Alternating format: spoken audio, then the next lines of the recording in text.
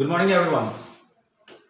7th December, day 4, part 4, class 8, subject physics, chapter 15, some natural phenomenon.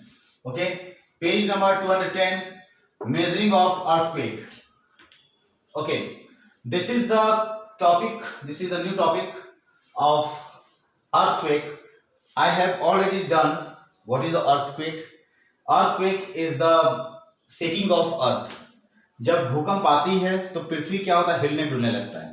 वो सभी चीजें अपने स्थान पर क्या होता है, to and fro continuously vibrate करता है, बहुत ही स्लो मोशन में. ओके, तो इस मेजरिंग ऑफ अर्थ को हम लोग रेक्टल स्केल से मेजर करते हैं. Earthquake is measured by the Richter scale. Okay, Richter scale पे इसको मेजर करते हैं. जो ग्राफ सेस्मोमीटर होता है, जो आपको सिस्मोग्राफ के द्वारा ये बतलाता है कि अर्थक्वेक कैसा है. हमारा अर्थक्वेक के बारे में एक वाइब्रेशनल तरीके से क्या होता है, वो इस तरीके का इन्वॉल्व एक रीडिंग होता है ग्राफ में. ठीक है, और ये हमारा इस तरह से ग्राफ के रूप में शो करने लगता है. ओके, तो this is the measuring of the seismograph. This graph is known as the seismograph. Okay, और इसको मेजर हम लोग करते हैं रेक्टर स्केल पर. Okay, please note down.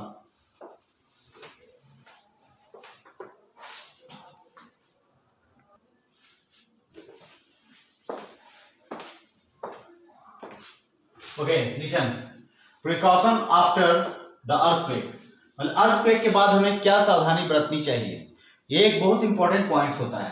बहुत कई बार देखा गया है क्या कि जब अर्थक्वेक समाप्त हो जाता है और अर्थक्वेक का असर जब वो समाप्त हो जाता है तो बहुत सारे लोग क्या होता है, डैमेजिंग एरिया पे चले जाते हैं, जहां उन्हें नहीं जाना चाहिए वहां चले जाते हैं, बिजली के पोल्स के पास चले जाते हैं, जिसके कारण और भी घटनाएं घट जाती हैं. ठीक है, तो ये सब हमें ध्यान में रखना होगा कि अर्थक्वेक के वक्त हमें कहां जाना है, कहां नहीं जाना है, क्या करना है, क्या नहीं करना है. सबसे पहला चीज कि अर्थक्वेक के बाद हमें अफवाहों से दूर रहना है. कि कोई भी अफवाह किसी भी तरह का अगर कोई फैलाते हैं लोग तो उस पर हमें यकीन नहीं करना है. अपना माइंड को यूज करना है, अपना लॉजिक्स को यूज करना है. Okay, now stay away from damaged area. क्या होता है कि जब अर्थक्वेक आया तो हमें फितरत बिल्ड, जहां पर डैमेज काफी हद तक हो चुका है, वहां हमें नहीं जाना चाहिए. हो सकता है कि वो एरिया क्या हो, डैमेज हो, बिल्डिंग डैमेज हो, छत डैमेज हो, पिलर डैमेज हो, दीवार डैमेज हो. वहां अगर जाते हैं तो जाने के बाद कई बार होता है कि बच्चे लोग भी खेलने चले जाते हैं उस बिल्डिंग में, जिसके कारण से क्या होता है, वाइब्रेशन के कारण, वहां मूवमेंट के कारण वो बिल्डिंग गिर जाते हैं बच्चों के ऊपर, या हम लोग मनुष्य जो जाते हैं उनके ऊपर भी गिर सकते हैं, जिस कारण से बहुत सारी घटनाएं घटने की संभावनाएं बढ़ जाती है. तो इन सभी चीजों को नजरअंदाज नहीं करना चाहिए और हमें ध्यान रखना चाहिए कि इन सभी चीजों से हमें दूर रहें. Okay, now help the injured people. सबसे पहला. दूसरा है कि इसमें एक इंसानियत सबसे बड़ा चीज होता है कि हमें मानवता देखना है, लोगों की सेवा. जो भी इंजर्ड पीपुल है, पर्सन है, उनकी सेवा करना है, उन्हें रक्षा करना है, उन्हें मेडिकल ट्रीटमेंट दिलवाना है, उन्हें मेडिकल हॉस्पिटल प्रोवाइड करवाना किया जाना चाहिए. जो घर बेघर हो चुके हैं उनकी सहायता के लिए भोजन की व्यवस्था करनी चाहिए.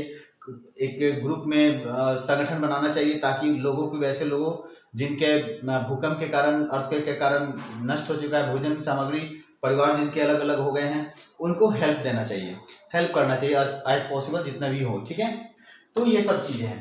Carefully inspect utilities. ठीक है, हम लोग को सावधानी पूर्वक ध्यान रखना चाहिए कि सभी जो भी सामग्री है, जो भी चीज है, उस पर ध्यान विशेष तौर पे हम लोग देना चाहिए. ओके, नाउ जब भूकंप आती है तो प्रोटेक्शंस के लिए हमें बेंच के नीचे चले जाने. जब बिल्डिंग में है और अचानक भूकंप आ गया, एट द टाइम रात को भूकंप आ गया, पता है कि भूकंप आ गया, तो हमें ऐसे ठोस चीज के नीचे जाकर छिप जाना चाहिए जो काफी मजबूत हो, एक सपोर्टिव लेवल हो, जैसे बेंच हो गया, टेबल हो गया, चौकी हो गया, इसके नीचे जाकर दब जाना है, ताकि मान लीजिए इन केस अगर कोई पत्थर ईंटा दीवार से टूटकर अगर वो गिरता है तो बेंच पे गिरेगा, हम उससे सुरक्षित रहेंगे. और जब भूकंप का असर खत्म होगा तो अपने घर से वो सफलतापूर्वक सेफ्टी से हम बाहर निकल जाना चाहिए. ठीक है, तो इस तरह से क्या होना चाहिए, हम लोग को सुरक्षा प्रदान होना चाहिए. दूसरा, भूकंप का मेन रीजन होता है टेक्टोनिक प्लेट को खिसकने का कारण होता है, टेक्टोनिक प्लेट्स का, जिस कारण से धरती में भूकंप हलचल मचती है और भूकंप की क्रियाशील हो जाती है. ओके, दूसरा है कि जब हम अर्थक्वेक आता है तो रिक्टर स्केल पर मेजर करते हैं. रिक्टर स्केल क्या होता है? रिक्टर स्केल एक intensity capacity of the earthquake. Earthquake के इंटेंसिटी, पावर इंटेंसिटी को, हाई पावर इंटेंसिटी को कैच करता है, उसको ग्राफ के रूप में शो करता है कि कितना ग्राफ है। अगर एक एग्जांपल के तौर पे लिया जाए, अगर बहुत ही कम रिक्टर स्केल पर भूकंप आया है तो आपका ग्राफ इस तरह से शो करेगा, बहुत नॉर्मल तरीके से। लेकिन हाई होगा तो वो क्या होगा, इसका ग्राफ इस तरह से होने लगेगा, ठीक है, इस तरह से आने लगेगा। तो ये समझ आप, इससे क्या होता है, ये काफी भयावह स्थिति होती है भूकंप की। Okay, now keyword that means ये आपका चैप्टर कंप्लीट हो गया है। इलेक्ट्रिकल चार्ज, इलेक्ट्रिक चार्ज क्या होता है, एक बार कीवर्ड पे हम लोग जरा गौर देंगे कि electric charge, there are two types of the charges, positive and negative charges. Okay, positive and negative charges. Positive charge that means the proton present in the nucleus of the atoms, and electric charge electrons that means कि out of और moving out orbit of the atom, वो continue orbit के बाहरी कक्षा में क्या होता है, वो मूव करता है। Okay, electrical charge, flow of electrons is called electrical charge. Electrical charge क्या था, flow of electrons in conducting wire, any charge moving in continuously conducting wire is called electric charge. Okay, earthing क्या होता है, बिजली को support करता है वो अर्थिंग, जैसे अर्थ इज बिगेस्ट, अर्थिंग का काम क्या है, बिहेवियर ऑफ अर्थिंग, हमारी पृथ्वी अर्थिंग का काम करता है। सपोज एक बिल्डिंग है, एक बड़े से बिल्डिंग पे क्या किए हम, कुछ ऊंचाई पर है, वह तूफान लगातार आता है, बिजली की संभावना काफी बड़ी रहती है, जिस कारण से इस बिल्डिंग के बगल में क्या हम लोग करते हैं, जैसे ये इमारत है, जैसे मान लिया जाए ये एक इमारत है। ओके, इस इमारत को के बगल में एक क्या किया, लोहे का एक मेटल लगा दिया गया। अब क्या होता है, जो बादल होते हैं वो बादल चार्ज होकर बिजली जब धरती पे गिरता है तो ये क्या होता है, इसको ये कैच करता है, और सारे अर्थिंग के बिजली क्या होता है हमारे पृथ्वी के अंदर वो चला जाता है, और हमारा घर क्या होता है, सेफ हो जाता है। ठीक है, तो ये होता है earthing. Okay, now please note down.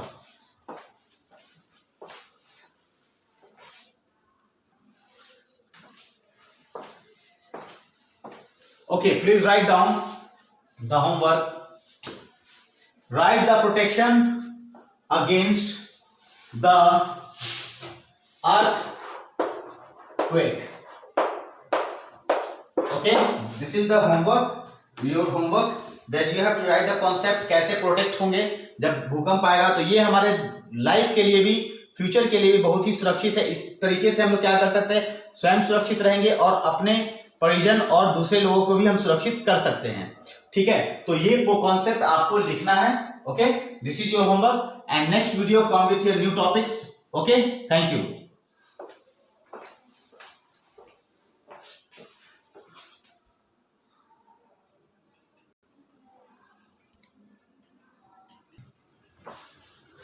And this is your homework. Please listen, be careful. Write the protection of earthquake. Okay, thank you.